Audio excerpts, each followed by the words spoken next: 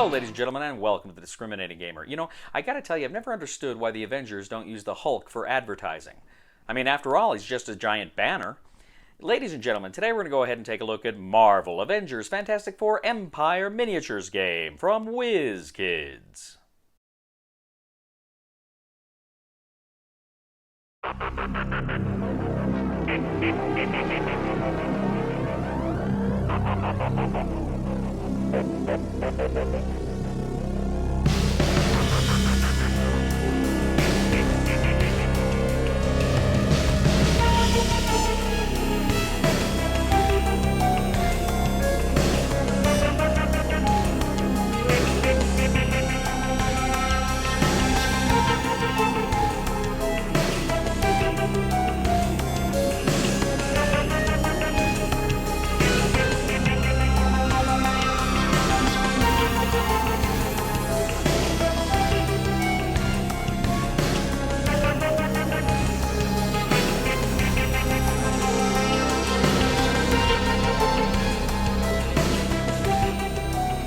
In Marvel Avengers Fantastic Four Empyre Miniatures game from WizKids, two players take on the role of either the heroes or the villains in the Marvel comic book universe.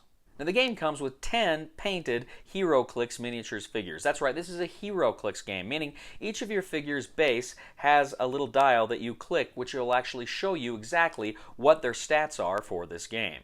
The 10 figures you have in this game are Spider-Man, Rogue, Captain Marvel, Wolverine, Invisible Woman, Human Torch, Magneto, Madam Hydra, Taskmaster, and Super Skrull X-Men. Now, as I mentioned, the dial has their stat values.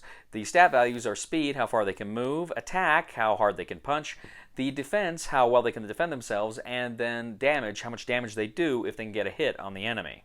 Now, each character essentially has two modes, a basic mode and a more powerful mode, an advanced mode, and you have two cards. Each card kind of reflects what each of those do. So you can play with a basic game where they're just kind of not very powerful, or you can play where they are tougher, they can take and deal more damage. Essentially what you're going to do at the beginning of the game is select a scenario. You've got a number of tiles, either a city tile or a factory tile. You're going to go ahead and put these out to create these different landscapes, and then you're going to go ahead and set up your heroes and villains on their respective sides. Now, there are things like elevations. You can climb up onto buildings here. There are blocked areas that block line of sight. There's some areas that just kind of maybe if you shoot through them, they diminish your attacking power, those sorts of things. But essentially, on your turn, what you're going to do is you can take 3 actions. Every time you move with a character, you place an action token next to them. Or every time you attack with a character, you place an action token next to them. Now, if you attack, you're going to roll 2 dice.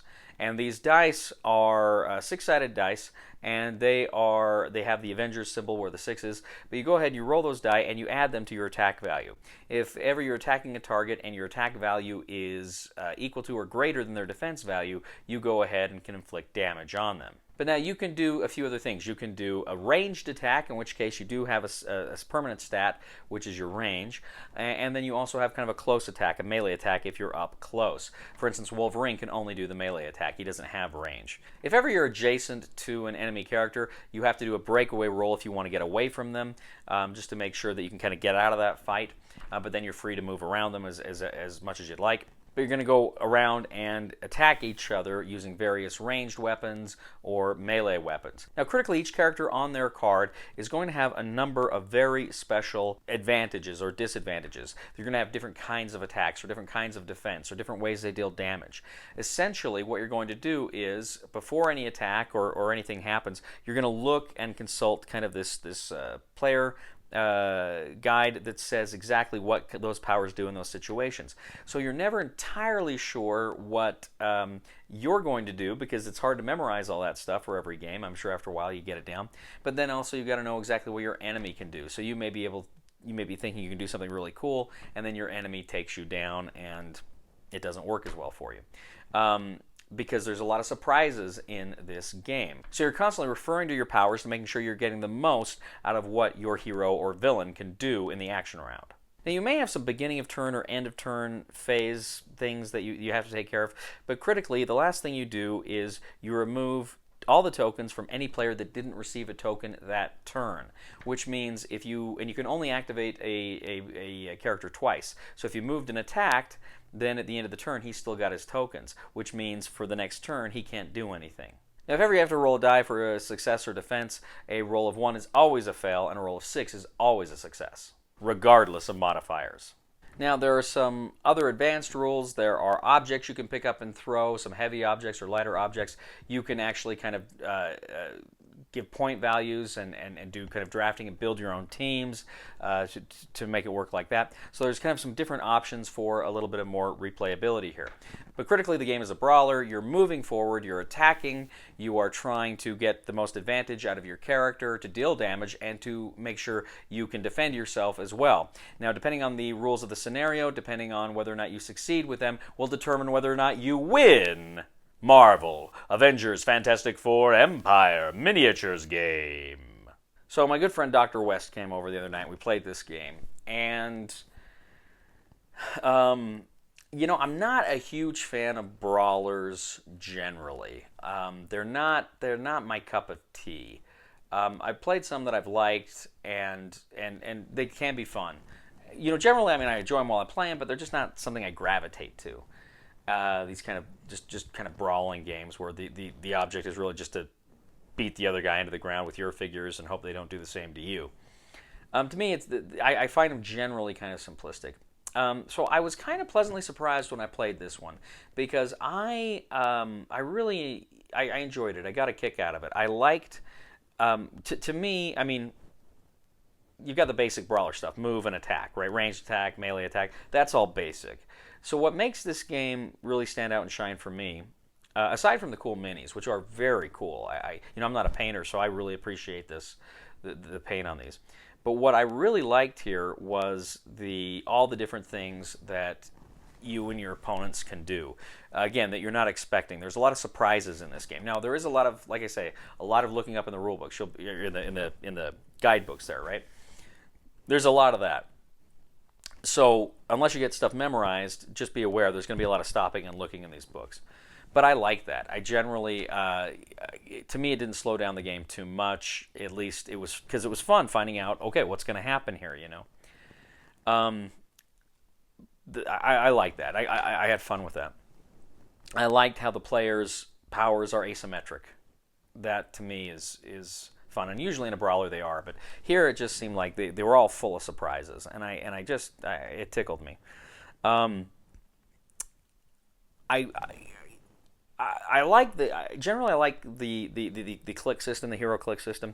I played a few games that have used that, and I've not played kind of like the straight HeroClix stuff before. But I've played, like, for instance, Star Trek Fleet Captains, which is a great game, has the click system in it, which I really enjoyed. Change the stats for your starships. I really enjoyed that quite a bit. But I enjoyed it. But there's not a lot beyond that. Just know that going into it. This is a brawler. That's what the game is.